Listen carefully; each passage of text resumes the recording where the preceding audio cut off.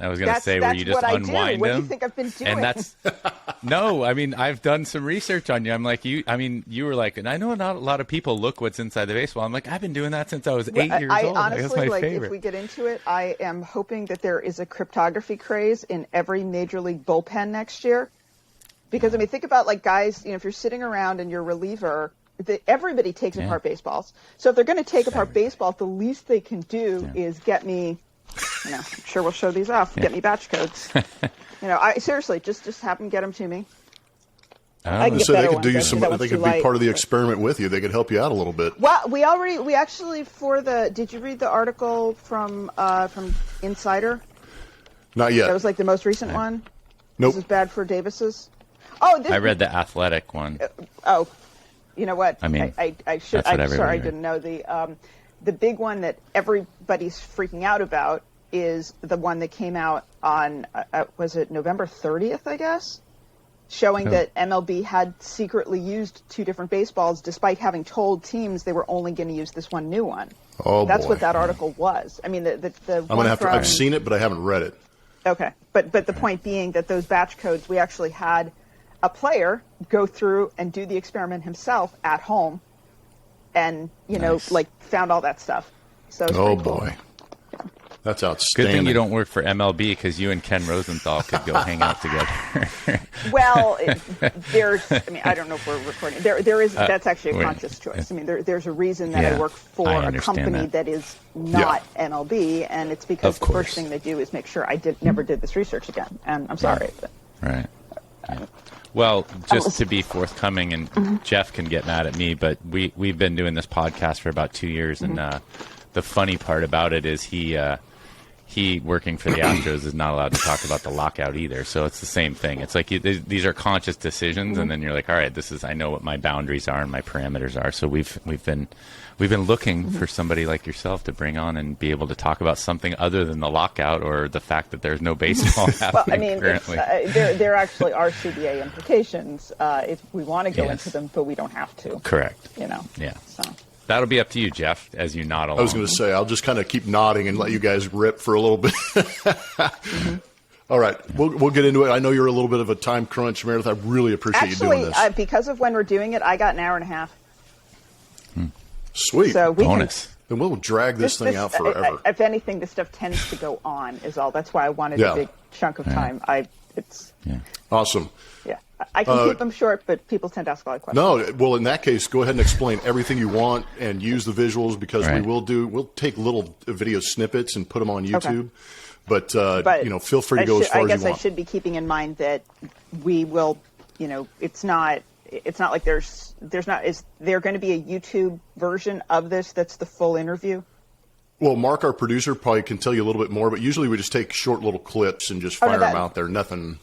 It's the only reason I ask is because it changes how I talk about the visuals.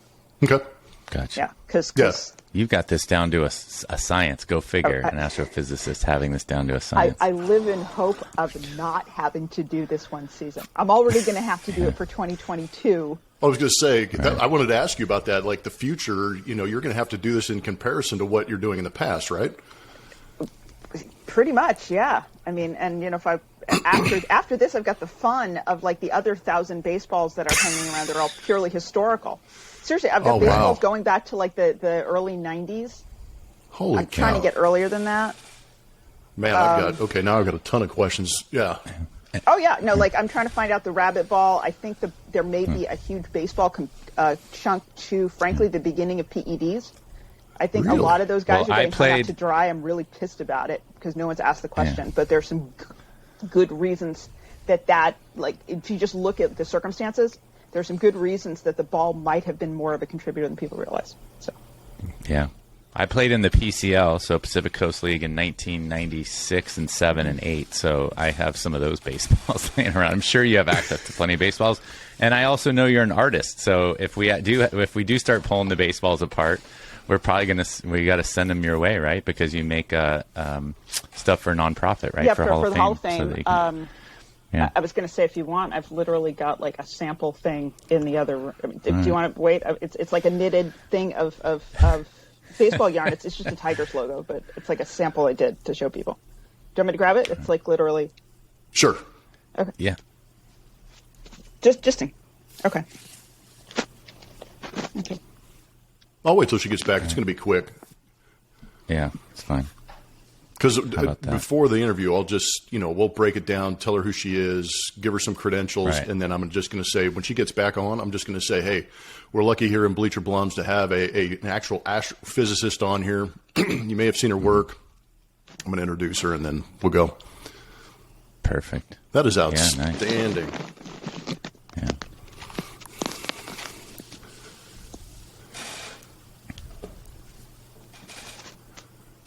That's pretty cool.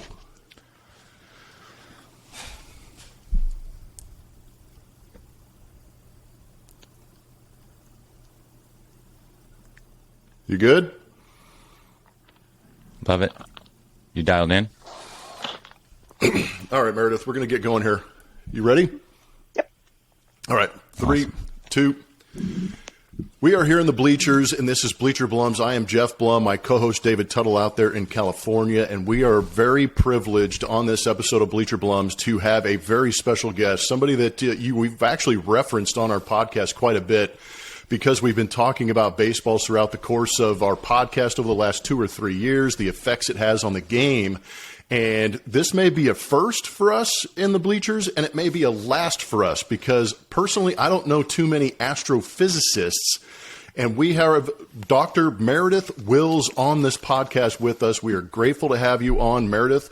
We appreciate you taking the time to come on with us. How are things going? And, where are you at right now? Oh, first, thanks for having me. I am also out in California right now, Gotta love you sort of stay in one place. So, out here, I was in, Wisconsin for a huge amount of time until recently. And so I kind of bounced back and forth. But for a while, I'm here. So, yeah. That's awesome. We appreciate you coming on. I'm going to let Tuttle start this thing off for us. Well, obviously this is a baseball podcast, but Geoff and I met a couple years ago with our kids. We're fathers of multiples, and we like to talk about our children on this podcast as well. But having you on, my son is aspiring, funny being an ex-ball player, to be an astrophysicist. So that's kind of a lead-in, right, to giving us a little history. Our audience may not be something that you're used to. I know you're popular in baseball circles, but in terms of, articulating your CV and your resume and, what got you interested in astrophysics to begin with, but then how obviously you branched into baseball and where you're at now. So I know that's a lot, but just kind of give us your history, how you got here, and, maybe some of the things you're going to be sharing with us. Well, I mean, I guess that this is kind of a fun story, mostly because I feel like somebody would have written it as opposed to that it's real life. So my dad grew up a Milwaukee Braves fan, like the entire existence of the team. That was his team. Nice. I was born on opening day in 1974, which was the day that Hank Aaron tied Babe Ruth's home run record. So Here's Hank Aaron, who he's watched his entire career tie Babe Ruth's home run record on opening day, which is the day his daughter was born. He went out and he bought me a baseball bat the day I was born. I still own it. My birth announcements had this little girl with a ball or with a bat and a ball cap. And my parents, by the way, got a lot of congratulations on the birth of their baby boy. Because I was. Well, you had a baseball bat and a ball in your crib or your bassinet. Pretty much, yeah. I mean, I was 3 weeks old when I went to my first game. As my dad tells me over and over, Steve Carlton was pitching, which meant that when I was like 21 and met Steve Carlton for the first time, my dad comes up behind me. I had blonde hair down to my waist, just 21-year-old chickie. And my dad comes up and says, you pitched the first game she saw when she was 3 weeks old. I'm thinking, you just made him feel so old, Daddy. So that's right. And that was Hall of Fame, by the way. So where I'm going with this, I've literally been a baseball person since day one. I do actually have astrophysics background on my mom's side. Like my grandpa worked for NASA in the early years before manned spaceflight even. But I didn't become an astrophysicist till college, really. I mean, it's fascinating. I guess it's kind of weird to say always when you're a kid, but I think I've always been a scientist. mostly because science, and this does actually go into, what I'm doing now, particularly with baseballs physically. Science can be pretty much anything. It's really just a way that you have ideas and ask questions and find answers to those questions. And it's a very systematic way of doing it. And I think to some extent, I've always approached things like that. So even if it's not science, you think like a scientist.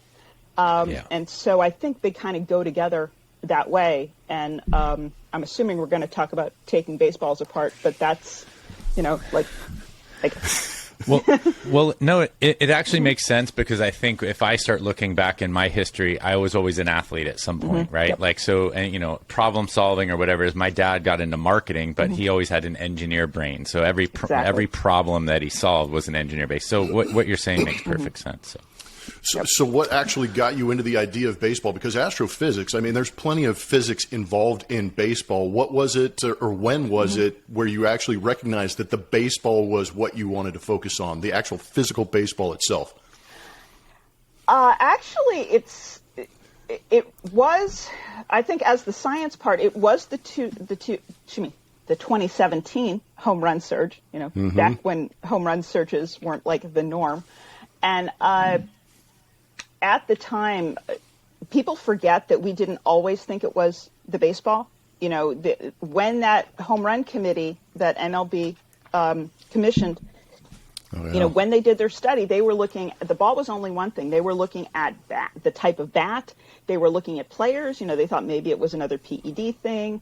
I think my favorite actually was climate change was something that was brought up, that maybe because the overall temperature of the earth is getting warmer, the ball might be traveling farther. Yep. But they actually looked at all of this stuff, and it's heavy going, but it's an interesting, the committee report is about 83 pages long. Oh, wow. And is, certainly there are parts of it that are worth reading. You can skip the overly technical, but there's a lot in there just to show how systematic they were. And the one thing that they found that was the only thing that could creditably explain the increase in home runs was that the drag on the baseball had changed, which just meant that the drag was lower, and sort of in layman's terms, that just means when the ball is in the air, it doesn't slow down as quickly. So because of that, it's traveling farther, because it's just, moving faster and not slowing down as fast. Less resistance. Sorry, yeah. No, I just think it's another interesting point of context, too, is that Major League Baseball actually owns a majority of Rawlings. When did they actually purchase that majority of Rawlings in order to give them the opportunity to have an effect on how the baseball is actually made? It looks like it was actually prompted by the study, by the results. Really? They announced, the Home Run Committee report came out at the end of May in 2018. And in, I believe, June of 2018, MLB announced that it had purchased a stake in Rawlings. As it turns out, they own, I want to say it's maybe 20-25%, but the rest of the company is actually owned by one of the owners of the Padres. And so, the whole statement of we're going to be involved and we're going to have this oversight and control, it's, I guess I haven't seen it written down officially, but the idea that an owner has ceded decision-making to the commissioner's office makes sense. So they, even if they don't own the majority, they certainly make the decisions. But it does appear to have been prompted by finding that the ball had changed, as a result of what the Home Run Committee found. What's interesting is about 3 days before that report came out, I had already decided to look at a bunch of us independently were looking at things, and I decided not just to look at the ball, but specifically the construction, because there have been historical instances. Some of them are deliberate. Some of them appear not to be, where the performance of the ball has changed because of the interior construction. So the one that was most interesting to me was one of the reasons that we went to the dead ball to the live ball era. It's not the only one, but one of them appears to be because Major League Baseball had been using substandard yarn during World War I. because war, that's just how it works. Yeah. And so war got in the way. Once the war was over, they were able to get higher quality merino wool from Australia. And so they switched to higher quality wool, and the ball, we started getting more home runs. The ball was coming off the bat faster. This is one of those ones where I tend to see it discounted a lot. No, it had to have been these other things, largely because people can't believe that just by changing the type of wool, it would make a difference. If you're a knitter, which I am, the different kinds of wool behave differently. That's why you don't always use merino or Leicester or mohair or whatever, because they do, they are different. And so, I can see that wasn't the only thing, but I'm sure it had an impact. So taking that, I went with looking at the construction and discovered something that the home run can be had. Well, I think it's interesting because of, the layperson, that's exactly why we're having a scientist on this podcast, because the layperson does think it's other things like, well, that can't really have an effect or not. But I know you guys as scientists are looking for consistent, measurable, quantifiable variables. Mm-hmm. And I think, the baseball is a really good place to start because we've talked about on this podcast, I played during the steroid era, and it's kind of like people want to say, well, he had steroids and it means he recovers faster, or he was stronger, or he hit the ball farther, or he corked his bat, or those things are they're certainly measurable, but not measurable in the same capacity as the ball. So similar to an elimination diet, right? Let's eliminate these things. And so I think starting with the baseball would be a great something to, like you said, it's something you can look at. And if it is consistent and it travels the same, then you can eliminate it. Obviously, you started there and are still there because it's certainly a huge part of this equation. Geoff, do you have another one? No, you talked about the interior of the baseball. I think one of the funniest things, if you played baseball as a kid and you actually got one, that you had actually gone through, it started to shred a little bit, or the seam started to come apart. All of a sudden, you were in your bedroom, after getting yelled at for, spilling something on the carpet or doing something wrong, and all of a sudden you start to unwind that baseball.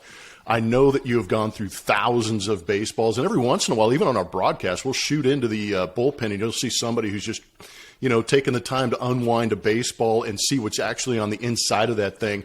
If you had to give an estimate on how many baseballs that you have unraveled to go through some of these experiments you're going through, how many would you say you've gone through?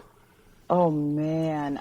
Well, just this season, just for 2021, there were 169 baseballs in the study, just like published study for Bradford William Davis did a great article for Insider on what I found with the 2021 baseball. Spoiler, it was really, really unexpected and people are not happy. But that was 169 that are just in the published study. I want to say I did between 300 and 350 just for 2021, because I also looked at spring training and at AAA, because they now do use the Major League Baseball. Yep. You're right. And, I even have some pre-tacked balls around here. I was able to get pre-tacked balls from like that last 2 weeks. Yeah. Oh, no kidding. I still haven't gotten to those, but I will. That'll be interesting. Before that, oh God. Probably between 750 and 1,000. My goodness. Closer to 750. I have another 1,000 that I need to go through, but those are historical mostly. So that's going to be a lot of knitting by the time you get through all of that. Yeah. I was going to say, asking you what you have on tap for the year, the upcoming year or two is opening baseballs I still don't even have. That's right. How far back to some of the baseballs we talked about it before we got on the podcast. How far back do some of these baseballs go that you actually have? Well, the ones I have that are sort of that I own specifically to study do go into the early 90s. Nice. I'd like to get earlier than that. For instance, like 1987, I really want to see what the rabbit ball looked like. That was enough of an outlier where getting 86, 87, and 88 for comparison, I think, is a big deal. And I do want to see if it was different. Well, it's interesting. We talked about the PED era, but if you have those baseballs starting in the early 90s, Do you think there will be a correlation between PEDs and the actual baseball itself that kind of lended itself, considering we're in this CBA time, the last lockout or last, labor strike and issue they had was 1994. And after that, we started to see in the late 90s was the home runs really started to jump, and a lot of the blame was on PEDs. Do you think that there could be some similarities or some issues with the baseball that helped out the home run surge after that? The increase, I want to say, the big one was it 92 and 93 or 91 and 92, where like it just was like this massive going from, in fact, it looks very similar to what we saw from like 2015 to 2017. Oh, wow. By the way, just to keep that in mind, what people tend to forget, and I saw this on Twitter recently, somebody saying, oh yeah, the baseballs are made in Haiti. Baseballs haven't been made in Haiti, since, did they leave around 89? Is that right? That feels about right. Yeah, I think you're right. Yeah. Yeah. And so they went from Haiti to Costa Rica, switched over manufacturing. If you guys have seen videos of how the manufacturing happens, particularly they're called sewers. It's spelled sewers, but I promise it's pronounced sewers. And those are the people who actually sew the stitches onto the outside of the baseball. Now, I'm going to head off the question. A lot of people will come back, and when they talk about standardizing the ball more, it comes up with, well, why are they being made by hand? Particularly that stitch by hand. There does not appear to be any economically viable way to stitch a baseball closed using a machine. I'm not sure if machines have been patented for it or not, but even if they have, it's just, clearly it's more economically advantageous, or we wouldn't have every single baseball in the world, all of them, down to like the souvenir ones in the Little League, and are stitched by a human being. That's amazing to think about. Oh, and it's also the hardest job to do. I mean, I smell a business opportunity. I'm working on a machine now. No, here's the thing. I'm sure it's being done. It's just a question of how cost efficient is it compared to people. And what I've learned is that being a sewer is far and away the hardest job for making a baseball, and it's a difficult skill to do it well and to do it consistently. So if you think about when the move happened from Haiti to Costa Rica, and then there's kind of this weird dip of home runs being really down, and then in 92 and 93, you start to see these home runs really go up, like fast. And after that, it's going up a little bit. It largely levels out. Like there's just this really sharp going up, and then it's not nearly as bad. So if you were to think about that, and getting back to the scientist hypothesis thing, if you think about, let's say it was only PEDs, what that would mean, because in fact the increase is, it's like half of it is the first year and the other half is the second year. That would require that you went for some percentage, like, let's say it's like 15, maybe only 20%. We'll make it small. And somehow 20% of the guys are taking enough PEDs where we get this huge jump from a previous year. You then get the same amount the next year. So what does that mean? We've gone from 20 guys taking them to 40% of guys taking them. And then suddenly everything levels off and stays leveled off or going up even as the PED era ends. And it's, I'm sorry, it's hard for me personally to justify, first of all, why you got that massive increase only for the 2 years. Right. Or maybe was it half and half, and then suddenly everyone's doing them? And then it would have to stop so that nobody was doing them, or nobody more was doing them. And then once people stopped doing them, or at least it became less of an issue, I should say. I'm not going to pretend nobody uses them. But, and the numbers stay the same or high. I'm not willing to buy it was only human beings. It doesn't explain the data. Right. It's not consistent. Scientist. It's not measurable. No, I think it makes perfect sense. And that's what I was saying. What you had was measurable before. Yeah. So let me take a little bit of a turn. I think your first study that I read about was in 2019.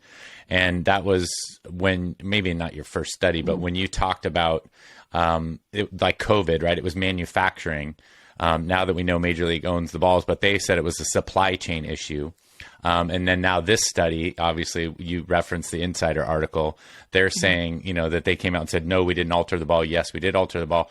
When you got into this as a scientist, because I know scientists' brains are looking at, like I said already, consistent, measurable variables. I'm not a conspiracy theorist. We are former players. Is there a conspiratorial thing? Like when they said, oh, yeah, no, it was a manufacturing issue that made the laces. I think that study was that I think what you talked about, the drag on the ball was rounder. It was more consistently round, which, made the ball travel farther. This study obviously is a little bit different where the balls, were different in the beginning of 2000 and then changed. So I'm just curious as to know, do you now have, as a scientist trying to stay unbiased or in a different position, are you a little more conspiratorial? And I don't know if you're allowed to kind of speak to that. Well, I can certainly speak to the issues around it. What I will say is through the 2019 season, the balls that were used for 2019, everything that we found, or that I found as a change that was affecting, sort of what was going on in the field, was something that you could, or at least I could find a reasonable explanation through a manufacturing process. So that was everything from why home runs went up for 27, frankly, starting from late 2015 through 2017. I was able to find a reason for that related to manufacturing. Or why the 2019 ball suddenly was off the charts. Another one that you could relate to manufacturing. Even the fact that 2 balls got used during the 2019 postseason, which did happen, although it kind of got buried because of the pandemic kicking in. Even that, seemed to be supply, and the fact that they ran out of baseballs from 2019. And so, believe it or not, the new balls they used, or the extra balls they used, were 2020s, which it took me doing the cryptography to crack the inventory batch codes to figure that out. So interesting. I feel like they got teleported back in time in a way, right? Because they were made in like August of 2019, but they were ultimately used in the 2020 season. With this year, what's been strange is this actually goes back to the 2020 season, in that turns out they used 2 baseballs then as well, which is, again, something that kind of got, I wouldn't say it exactly got buried, but there's a reason that there's a memo that was sent at the, before the 2020 season saying, by the way, there's this new kind of baseball that, we've made differently, we made differently specifically so it'll perform differently. And, we had found that there actually were 2 kinds of baseballs, and moreover that they were manufactured, during these chunks of time. So it's not like the same amount. It's not like they were simultaneously being made. You'd have like one kind made for 3 months. They'd switch to the new kind for 3 months or 4 months. They'd then switch back to the kind they'd made before. And so 2020 manufacturing was like this. And called them out on who makes those decisions. That's what I say. I honestly, in your professional opinion, that's a good question. Well, I was going to say, we don't know why or how because they'll never tell us. But in your professional opinion, or just guessing, what would be your reasoning why they actually changed the baseball mid-season? Because I remember talking to guys in 2019 with the Astros, and I've been lucky that they've been able to play well enough and put up some of the numbers that you're talking about. In 17, one of the best offenses I've ever seen. And then 18 was a little bit of a lull. 2019, the numbers start to spike again. And the ball was completely different in 2019. Just keep that in mind. The exterior of the ball. Yeah. And to your point, that was when I first started having conversations with actual pitchers on the Astros team, where they're telling me And they would bring the baseball to me and they'd say, feel this thing. And it felt like a golf ball in my hand. You know, it was perfectly round. It was flat. The leather felt like it was pulled a little bit tighter. And for me personally, I was shocked. Being a hitter, I was, I wish I could have hit against this thing. But the seams, there was barely any seam on that baseball in 2019. And that's that drag you're talking about where the ball started to fly. And then in 2019, they get to the postseason and you start to really see the home run numbers dip big time. And nobody ever talked about it. They mixed in the 2020 balls and they used both. That's crazy to me. And it's not until 2020 and 2021 where they actually said that they did mix in a second ball. Yeah, I guess, little aside, and then I'm going to go into the 2021 weirdness. Do you guys want to know? I figured out how to make a 2019 ball. I kid you not. From like any baseball, you too can make your own 2019 ball. I would love you guys to try this seriously. All right. Dampen. I'm writing down the ingredients and the recipe right now. Okay. Yes, and I want people to try this and post videos. Seriously, I've done it myself. There we go. We got a challenge to the Bleacher Blum fans from Dr. Meredith Wills. Yeah, it's actually kind of cool. So what you do is you dampen the leather cover enough so that it's noticeably wet. It's like if you'd left it out in the rain for 5 minutes or that wet grass. You know the kind of feel. Yep. Take it and throw it in the dryer with a bunch of towels. The towels mostly being to muffle the sound so that your neighbors don't freak out. And leave so it you in can there watch for television. Like 15 to 40 minutes, I want to say. I think in my case, I did them for 45. And it was actually something where someone just sent me baseballs from a rain delay still in a Ziploc bag with the water. Oh, so not only were they soaked, they smelled incredibly rank, and I had to figure out how to dry them out. So I wasn't going to try to mess with them too much, but I threw them in the dryer for not much time, I thought. And it turned out not to be. But they came out, and I'm like, oh, my God, these are 2019s. They weren't real 2019s, but suddenly I had created exactly the ball you just said. It was perfectly round. The leather was insanely slick. It felt tight, and the seams were flat. That's amazing. Ugh. Yeah, I want people to try this. Hitters like that stuff. Finally, we know why. Oh, hitters absolutely love it, but it's amazing to me that they actually put a ball in play that did not have seams on it in this day and age where everybody's screaming about spin rates and things like that. I mean, it put the advantage to the hitter because it took away some of that spin rate for the pitchers where they're actually relying on those seams to catch and create the spin, create the break. But I'm not there you're getting into what are the priorities for the manufacturer.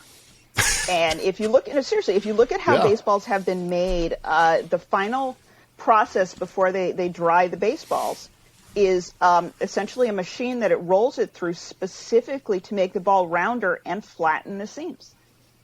It's they found a way to do that even better for 2019 by effectively throwing them in the dryer. So they got a perfectly round ball with flatter seams. The problem is that the perfect baseball is really awful for playing baseball. Yeah, that is true. Well, certainly standing 60 feet 6 inches from home plate and throwing it up there to a guy that knows what he's doing. That's where it makes it awful. Yeah, with 2021, just because Geoff said this, it's actually worse than them having used one kind of ball for half the season and then switching. In fact, what they did was, I talked about the manufacturing. So they'd make one kind, and then they'd switch and make another, and then they'd switch back and make the first kind. But they didn't use them in that order. What they did, and this is typical, when you look at when the balls are made, they'll kind of be first in, first out, but not entirely. So there will be some mixing in. And they used both kinds of baseballs, both this new one that was performing differently that they told teams was going to be the ball for 2021. So everyone was expecting this new kind of baseball. But they also used the kind that was made to the old specifications, and they used both all season. And it was 169 balls is unfortunately not representative. So when you talk about conspiracies, this is a weird position to be in as a scientist because you can usually come up with a hypothesis to explain things. I have no idea what even frankly, what happened. Because it's very hard for me to get enough baseballs from one venue enough, or period of time where I can even tell, okay, are they systematically getting one or the other? Like they talk about the Yankees having the new ball. I have a few Yankees balls. They all happen to be the new ball, but that's not statistically significant. Not if I'm looking at like 3. That's right. So what do they use in a season? 1 million baseballs or something? Actually, 1.2 is what they use. That was an amazing number. Like that article said, I read, and I heard that story. That was unbelievable to me how many baseballs are being used. Yep. And they ran out in 2019 because they got really good at authenticating baseballs, and selling them became really popular. So they went through a lot business. More. So when you're and then this is a little subtlety, Geoff. I know you have a question. I was just going to say, because as a pitcher or former pitcher, I mean, the seams, like we would sit in the dugout after they were rubbed up with the mud or whatever, then you would just take your fingernail and try and rub it along the seams. You were looking for any sort of little traction you can get. And modern day baseball, to your point, I mean, we just keep using more and more baseballs. We're authenticating them. There's a business model there. I mean, you might throw a baseball for 2 pitches if you're lucky, and then that thing's out, and now you're starting again with this round, flat, flat and seam baseball. So even if you get a baseball you like, I mean, it's been a long time, but it's just funny. We used to try and scuff it on the grass or just keep it in play, and if you got 4 or 5 ground balls, you might see that. Now that just doesn't even happen, and I think that also lends itself to your point about these hard baseballs. There's no way to even get some consistency with the one that you like or don't like. Right. So, well, and actually what is great to hear there, because I'm very much of the school that there's a group out there that want all the baseballs to basically be the same. I'm not a fan of that for precisely what you just said. Different guys have different type. They want the seams to be different. Their grips depend on the seams being a certain way. For some people, I mean, the balls are larger and smaller within the tolerances that the rules say. And for some guys, the size of the ball makes a difference. So, no, don't make them all the same, because you're going to take away from the subtlety that different pitchers have for using different kinds of baseballs, even for different pitches. Right. Like, and we don't even have to get in. I said this yesterday to Geoff offline, but we were talking about Deflategate. Like, I mean, if the offense uses a certain ball, the kicker uses a certain ball, and then, you just want a certain feel. They made such a big deal about that, where in baseball, we used to do that all the time. I was a sinker ball guy, so I like the high seam on this finger. It's like that was the feel that I looked for. So even on these flat baseballs, you could still find something. And I know you've interviewed enough people, and I've played enough baseball. Like, they pull bats out of the bag, and there's like 6 bats made it to the same specs, but these 2 bats feel different. I mean, they like these 2 bats the way they're weighted. And I think, to your point, being born on opening day, I mean, that's the nuance of baseball. That's the great part about baseball that we are starting to eliminate. So yes, it's nice to have mass production. It's have to have some consistency, but you're taking away. And we've talked on this podcast. Geoff played with Maddox for a long time. They would soak the field in front of home plate when Maddox was pitching, right? Because he's going to get ground balls. And so that lends itself to your point, which is there are some differences. There are some stylistic differences in baseball. There are some, strengths and weaknesses, and we want to play with that and play to that. And we're losing that. Yeah. So I'll leave the park anonymous. I remember one situation being told about where they just mowed the grass not as much in front of third base because the third baseman just didn't have as much range. Yeah. I mean, they would never do. I tell you what, Dr. Wills, they would never do something. Dude, you kidding me? I know Shea Stadium, Detroit, Chicago. Yeah, I played long enough ago that some of these salty vets were like, "Hey, man, give me a little extra grab on that grass so I can create some range." But those are some altercations that can be made. But you said something interesting about testing the baseballs. You said Yankee baseballs, and I'm under the assumption that home teams have the ability to prepare the baseballs in their home ballparks. When you go on the road, yes, they travel with baseballs, but I think for the most part, home team has the opportunity to rub up and get the baseballs in play. Now, when you test these baseballs, are you actually, delineating whose baseballs you're testing, whether it be a Yankee ball, Astro, Dodger, Milwaukee Brewer baseball? Is that correct? I do. The closest that I'm going to get is something, like because the Yankees have already been in discussion, I'm comfortable saying, okay, I've got, 3 balls that came from Yankee Stadium.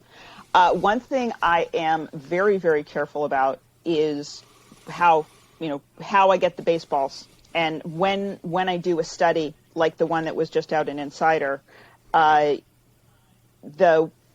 they come from, or excuse me, how would I put this?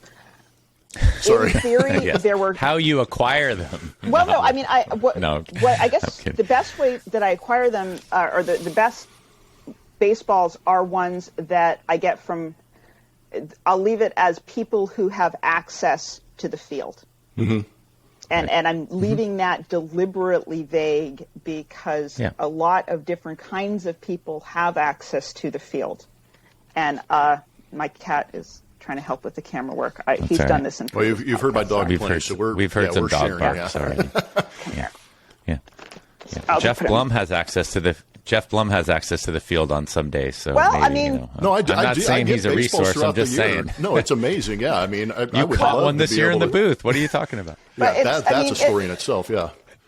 What has been great is as the studies have gone on, people have been great about, either in some cases approaching me, in some cases, I'll bring something up and then suddenly they're I am hearing from them. And again, it's all different kinds of people. And occasionally it's been interesting to see, oh, okay, I hadn't thought about this person, but they can help. 2020 was particularly interesting because, of course, there were no fans. What I will say is there are absolutely fans who do send them to me. Oh, wow. Who get them in various capacities. In fact, that was a great source for AAA.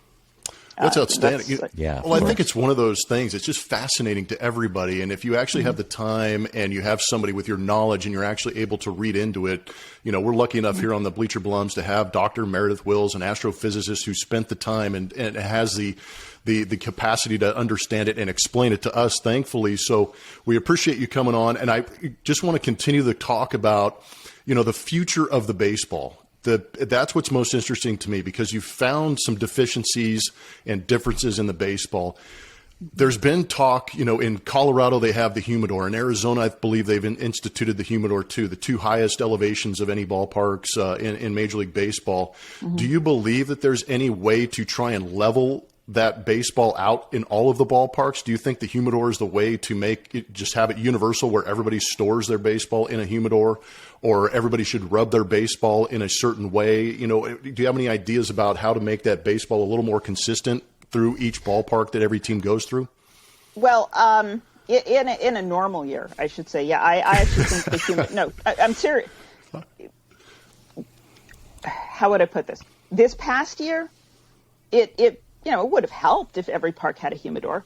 But the problem is that they were using all year long 2 different kinds of baseballs. That even MLB is on the record saying the point of these 2 baseballs existing is because we designed them to perform differently, and yet you had both. I mean, I have situations where I know for a fact the same at bat used 2 different kinds of baseballs. Oh, no way! So we're there's.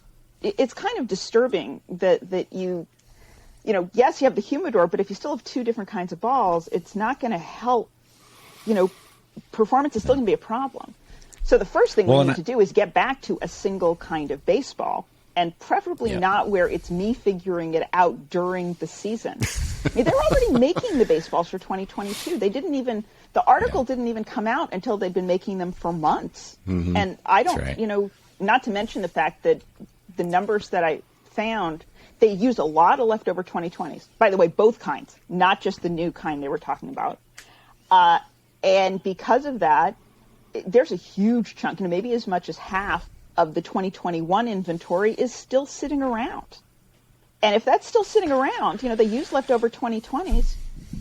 I'd be astonished if they don't use 2 baseballs in 2021, even if they did make one for 2022. And we have, based on what Rawlings said in July to The Athletic, they said that the manufacturing for 2022 was going to be the same as for 2021. I saw that personally and flipped. I mean, I didn't talk about it at the time, but I flipped. Right.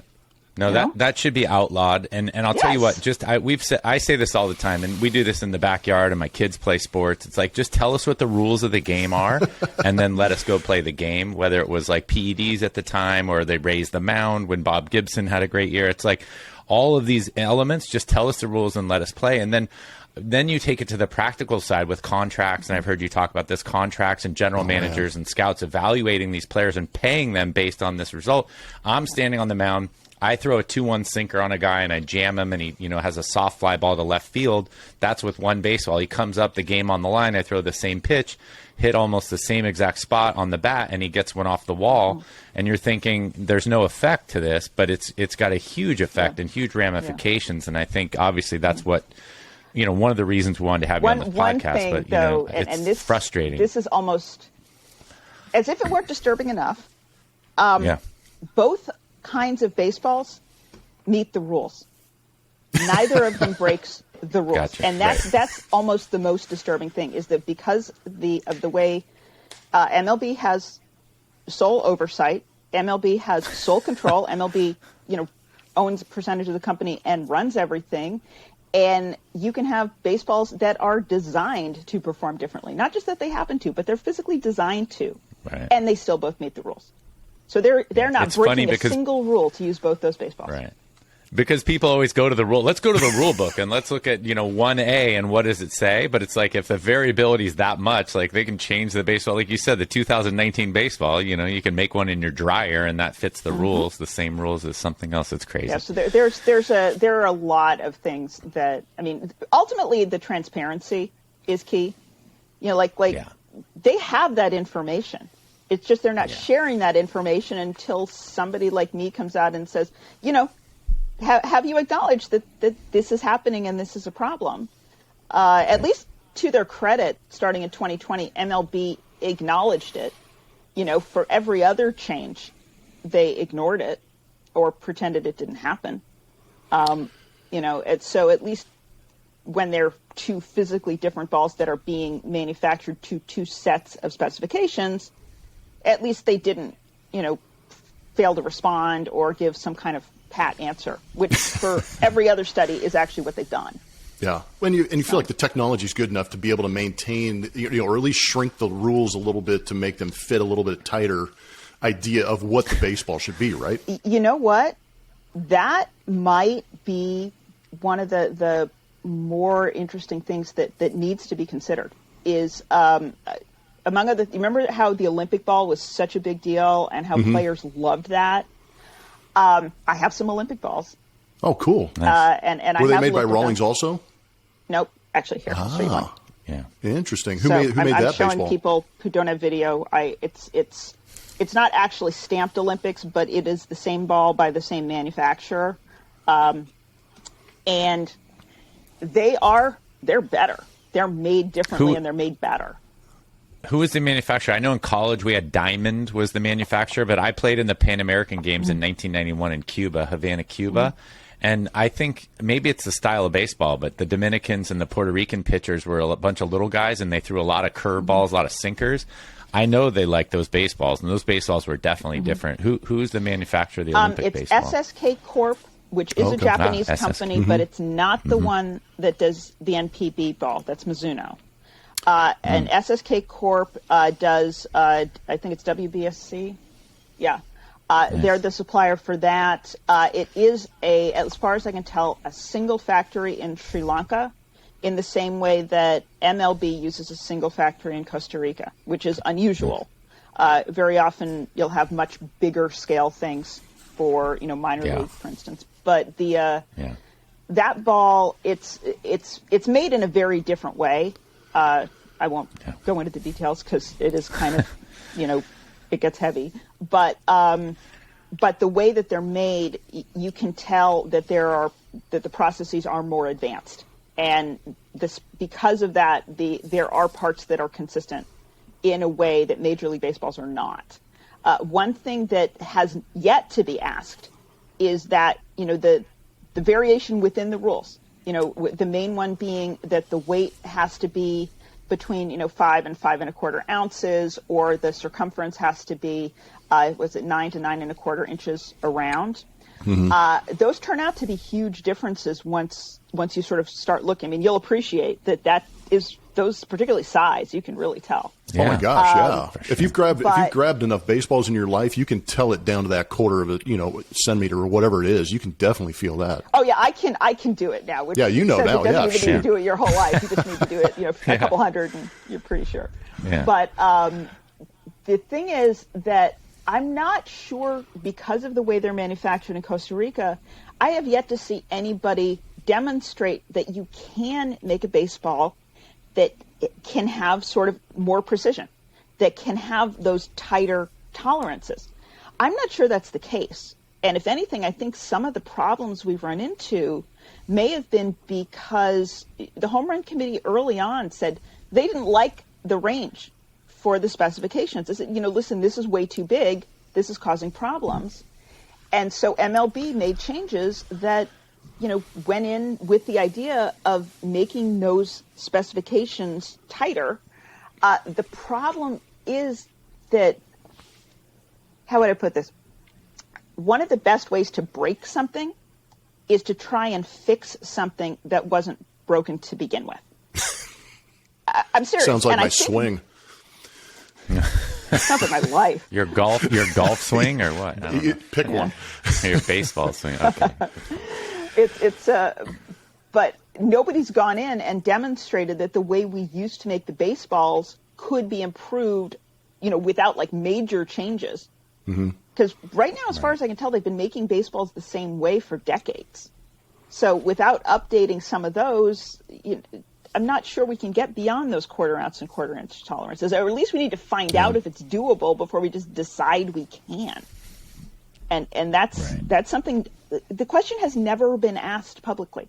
Nobody's ever come out and said, "Here's what we can do" versus "Here's what what we're trying." Well, baseball's always been the stick in the mud sport. The traditionalists and everything. To your point about the way they've made the baseball the same way for so many, hundreds of years now, and that's why I think it was such a big revelation when that core, the center, the rubber piece in the middle, or whatever it's made out of, was actually they made it perfectly round, and that's what kind of made the adjustment to the baseball as a whole. Yeah. The okay. I'm not sure. Yeah, I'll leave that. But we've had you on for plenty long enough. I know that it's been fascinating for me personally. I know Tuttle's been enjoying this, but he's a father. He has 3 kids. 2 of them are girls. I'm a father of 4 girls. I just wanted to get your opinion, because you being a female in a male-dominated sport, I would imagine a male-dominated industry in the astrophysics world.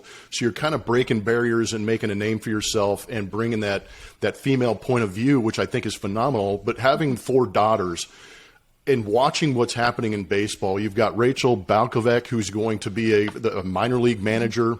We've got Kim Ng, who's the first female GM for the Marlins. And recently I just watched video on the Pitching Ninja of, I hope I get her name right, Genevieve Beacom. Yeah. So I was absolutely floored to watch her going out there and competing. Did you bring up Rachel? I did, yes. Okay. The first minor league manager. She's going to have her own team and run that ball club for the New York Yankees organization. But I played in the Australian Baseball League, so that's why I kind of keep in touch with what's going on out there. Sure. But I was absolutely floored and had a lot of enjoyment in seeing that. How does it feel to see some of these women really breaking the barrier and getting some of these positions that have impact at the major league level? Well, I'll tell you, I'm ecstatic. What I will say is, I guess it's been, I switched from astrophysics to baseball maybe 10 years ago. And when I first got in, Kim Ng's name was being floated as the next manager 10 years ago. She has been the most qualified person for 10 years before she got hired. And unfortunately, we are still at that stage. I mean, I don't care much for the comparison because the situation was different in a lot of ways. But a friend of mine pointed out that all of the first players to come over from the Negro Leagues were the best players, and part of the reason was because that was just what was you had enough potential pushback where you had to have the best players to really stand out. Everybody who is making it in now you're making it in because you're really, really good at what you do. And it turns out there are a lot of us who are really good at what we do. Yep. And, so I'm glad that baseball is noticing that and taking advantage of it. I think that's huge. I'm glad it seems to be happening more quickly, which I think is great. And was it Rachel who said this? Somebody with the Yankees for sure. And this is a way I've thought about it for years, which is that having a woman come in and be the first in something is great. It's it's not really meaningful until you get to the fifth or the sixth or whatever. Basically, until it stops being news, it's not meaningful. As long as it continues to be news, that means that we're outliers.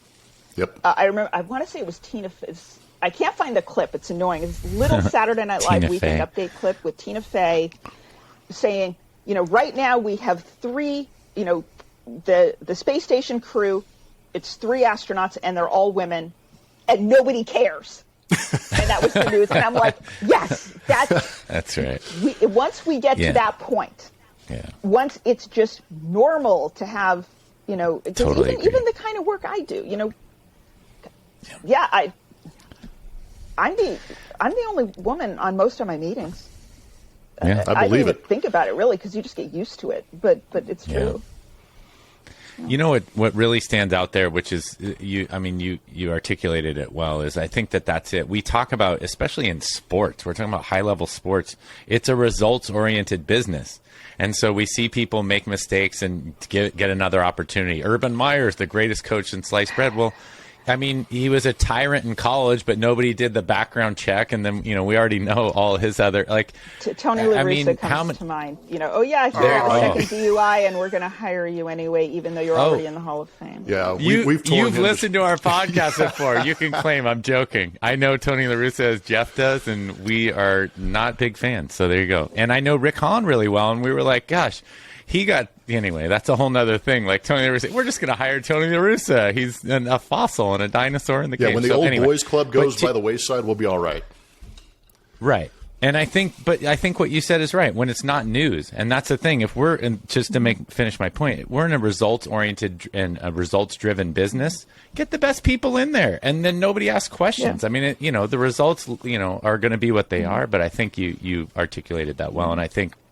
It's so funny because that's the shadow that people hide behind. Well, it's a results-oriented business, and we're going with a winner. It's like, well, he's lost everywhere he's been, or he's got a below 500 record, but you're saying he's a winner because he knows how to run a clubhouse? I'm not sure if it's an upside of that, but because it's so results-oriented, having, say, women coming into these jobs, you're absolutely going to have people who have kind of this affirmative action attitude. Of this person preferentially got this job because they needed diversity. First of all, we know how much clubs, even if they're going for diversity, I'm not sure they're really going for diversity. I'm serious. I know people where it's a really important thing. Yeah, we're laughing. I'm with you. But there's pushback. On the other hand, when those candidates come in, they're really, really good because of that results-oriented business. Nobody is going to take that risk, as it were, because it is still seen as a risk, if they aren't aware of the fact that this person is going to do that job, 10 times better than, your typical person coming in. Because that's not the only reason, but that gives them a reason to take what they see as a risk. Awesome. Yeah. Very good stuff. Great having you on, Dr. Meredith Wills. I'm sure that we will talk to you in the future because this seems to be an ongoing issue with the baseball, and we appreciate the hard work that you are doing. Just one quick question before we get out of here, just try and have a little bit of fun. I know you're a baseball fan. Is there one player in the league right now, if you're walking past a TV and you see this player on camera, you're going to stop and either watch that inning that they're pitching or you're going to watch that at bat? Who is your favorite player in the big leagues right now? Oh, man. Yeah, I can think of one where I'd stop and watch the at-bat, but that's only because he's the brother of a friend of mine, and so we'd like go and cheer him on. Hey, that works too. But, well, yeah, hey, that works. Yeah. That's right. I mean, give him a plug. Riley Adams with the Nationals. His brother is part of the team I work with, and he's well, that's kind of cool. I'll tell you for watching, Jazz Chisholm Jr. is amazing. Oh my great call. God. I love it. The energy, the swag, all that. He's got everything wrapped in one. Yeah, the joy. He's like Tim Anderson for me.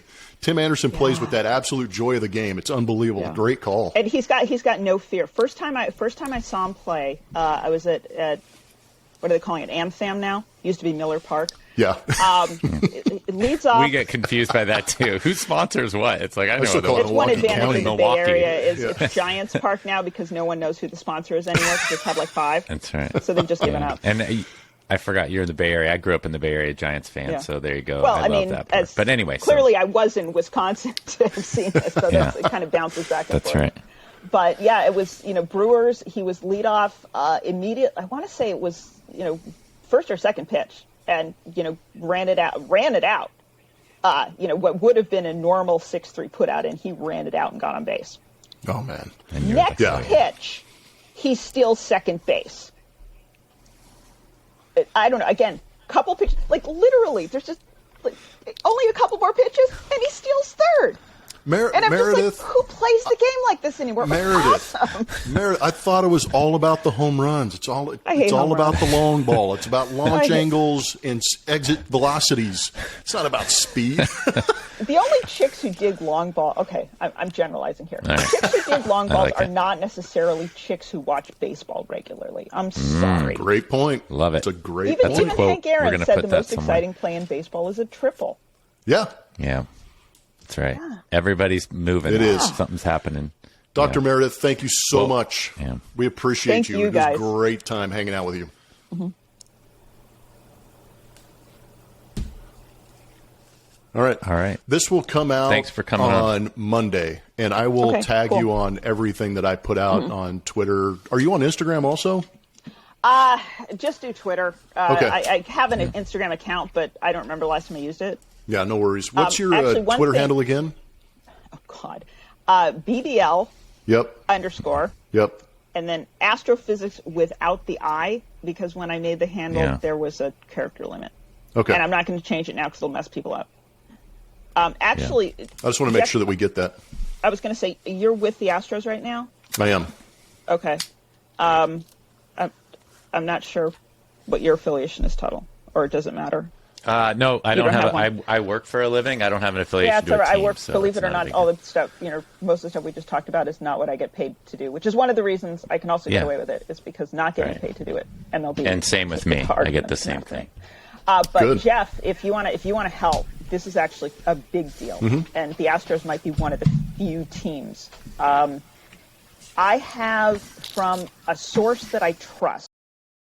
So if you like the video, give it a thumbs up, subscribe, and hit the bell so you can get notified when we post new videos.